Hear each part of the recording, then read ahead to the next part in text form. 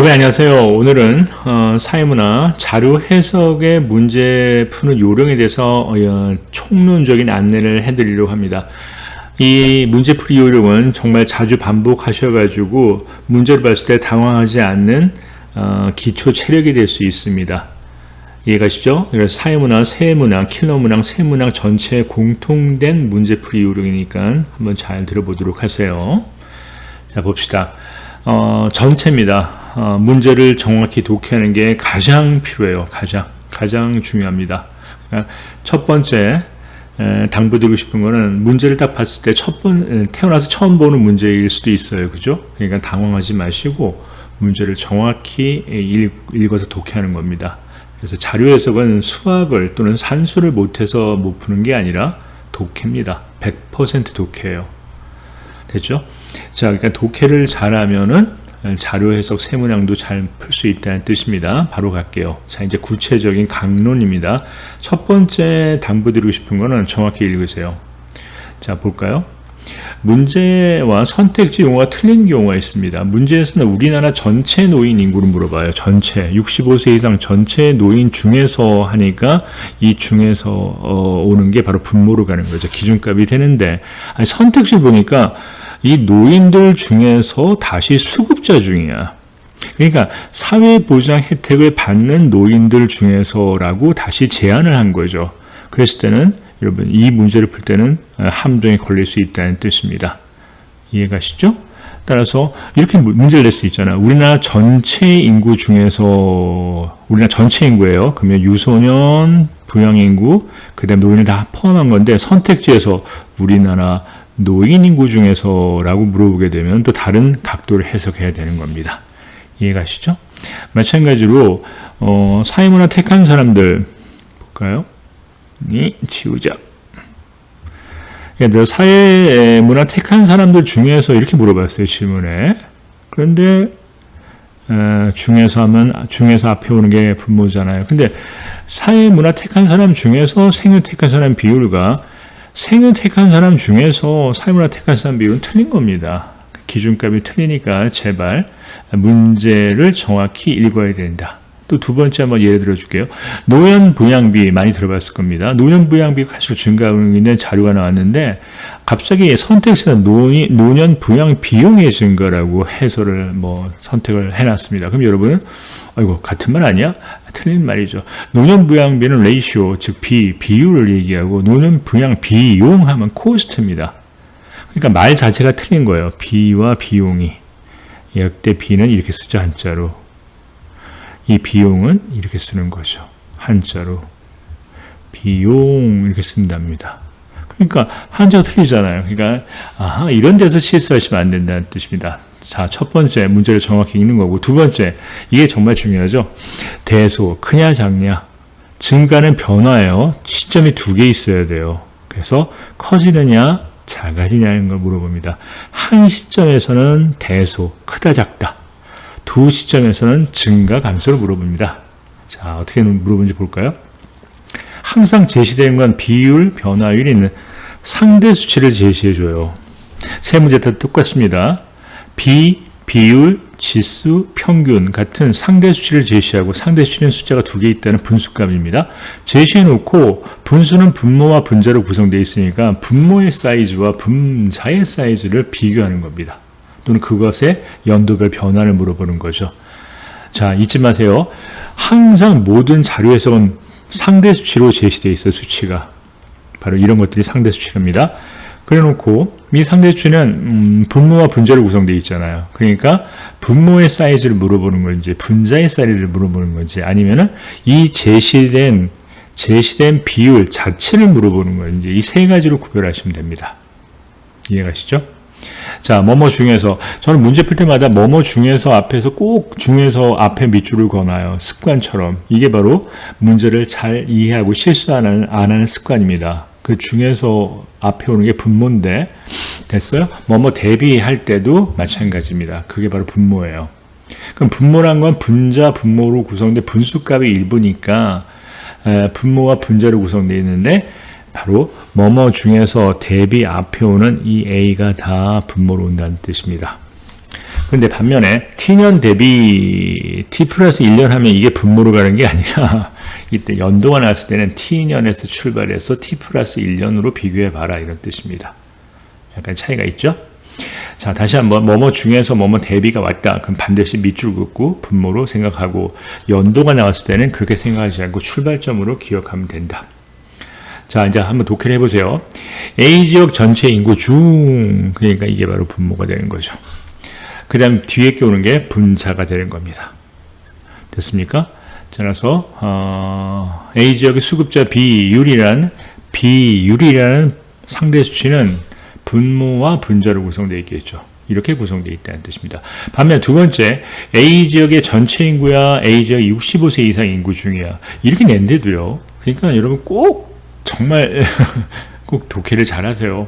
아하, 그럼 A지역의 노인들 중에서 자, 전체 인구가 아니라 A지역의 노인들 인구 중에서 다시 수급자 비율을 물어보니 분모는 A지역의 전체 인구가 오면 안 되고 A지역의 65세 이상 인구가 와야 될 것이고 그 중에 A지역 65세 중에서 수급자, 수혜자의 숫자가 오게 돼서 곱하기 100을 생략한 겁니다.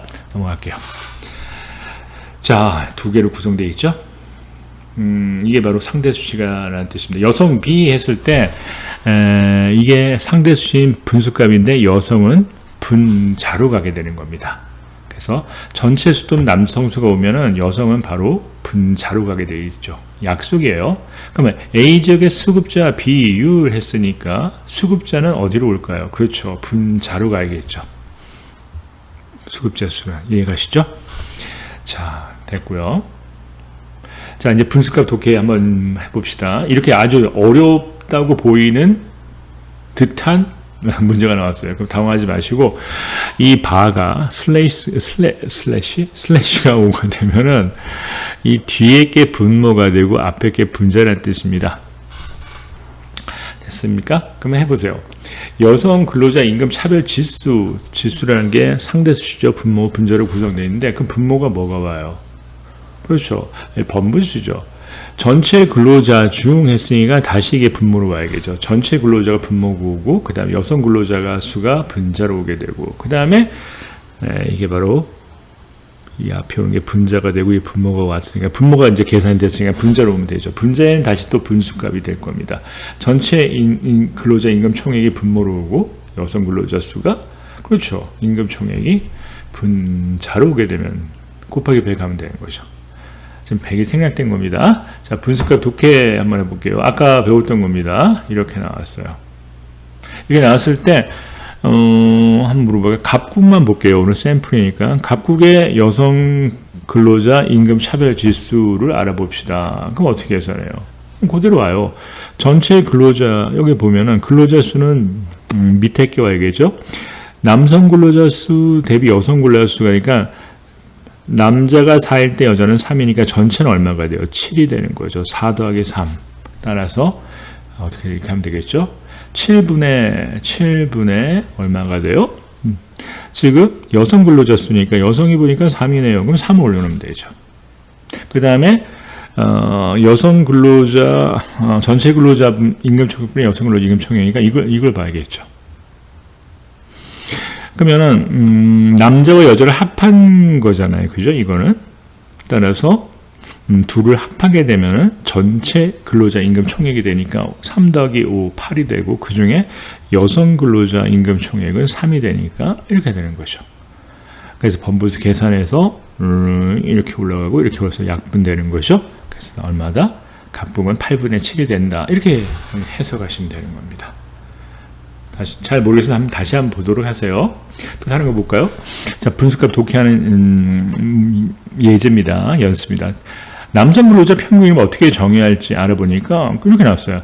남성 근로자 수를 분모로 올려놓고 평균이니까 남자 근로자의 총액, 임금 총액을 남자 근로자 수로 나누면 남성 근로자 한 명당 임금이 나오겠죠. 그게 바로 평균 임금이 될 겁니다.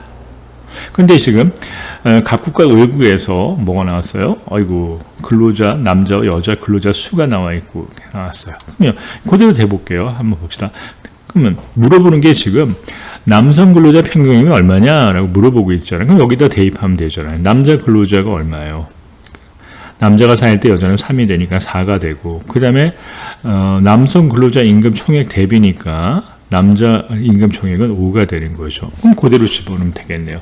남성 근로자 수는 4가 되고 남성 근로자 임금 총액은 5가 되니까 그냥 그대로 적으시면 되죠. 4분의 5 이렇게 하시면 됩니다. 여성 근로자는 꼭 똑같이 하면 되겠죠. 여성 근로자는 어떻게 해야 돼요? 그렇죠. 여성 근로자는 3이 되고 여성 근로자 총액은 3이 되니까 3분의 3 이렇게 되면 되는 거죠. 1이 되겠네요. 그죠? 자, 이제 세 번째 강론입니다. 시간에 풀어야 돼요. 그죠? 그러니까 연습을 시간 내에 시간을 재놓고 푸는 연습을 해야 되는데 대표적인 예가 이런 겁니다.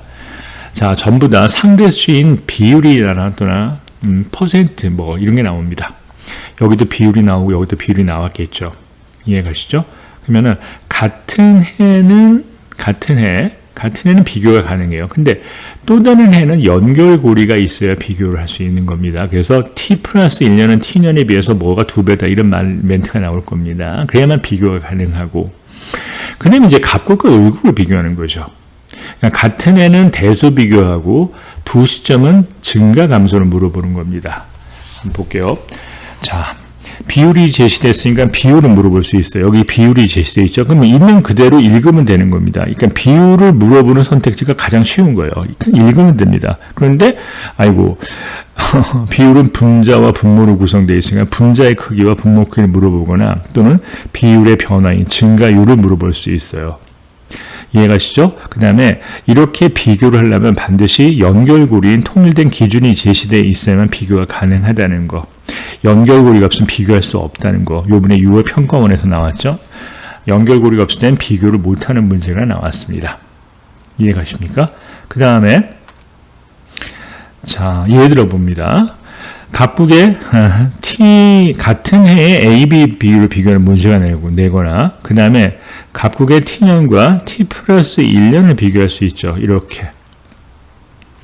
그 다음에 각국의 t년과 t 플러스 1년 이 둘의 자, 이 둘의 차이를 물어볼 수도 있고요. 이거 다 물어볼 수 있다는 뜻입니다. 각국과 을국의 t년의 a를 비교하거나 또는 각국과 을국의 t 플러스 1년의 b를 비교하거나 그 다음에 갑과 t년과 을의 t 플러스 1년에 자, 갑과 을을 비교하는데 연도가 또 틀려요. 그리고 A 비교를 하려면은 연결고리가 있어야 된다는 뜻입니다. 그리고 꼭 당구장과 가로를 확인해야 돼요.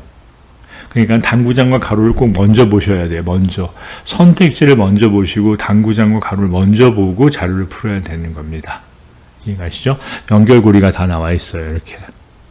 그래야만 여러분 지속적으로 증가한다는 것은 두 시점이 되는 거죠. 이렇게 알아야만 비교가 가능하다는 것이 쭉 나와 있습니다. 이해가시죠? 다시 한번 정리하게 되면은 자, 보세요. 다시 한번 정리합니다. 제일 처음에 뭐 해야 된다? 그렇죠. 독해요. 독해입니다. 독해라는 거 잊지 말도록 하시고, 두 번째 정확히 읽어야겠죠. 제시문을 정확히 읽고, 두 번째 아니죠. 아이고. 제시문 정확히 읽고 그 다음에 여기 나왔죠. 대소 증감 감소를 묻는 것인데 무엇이 대소 증감인지를 여러분 분모인지 분자인지를 꼭 확인하셔야 되고요. 세 번째 나왔죠. 시간 내 품 연습을 해야 된다는 꼭 잊지 말도록 하세요. 이해됐습니까? 자, 이런 기준을 평상시에 꼭 습득하셔가지고 새로운 문제 풀 때 당황하지 않도록 한번 연습해 보세요. 이상 끝.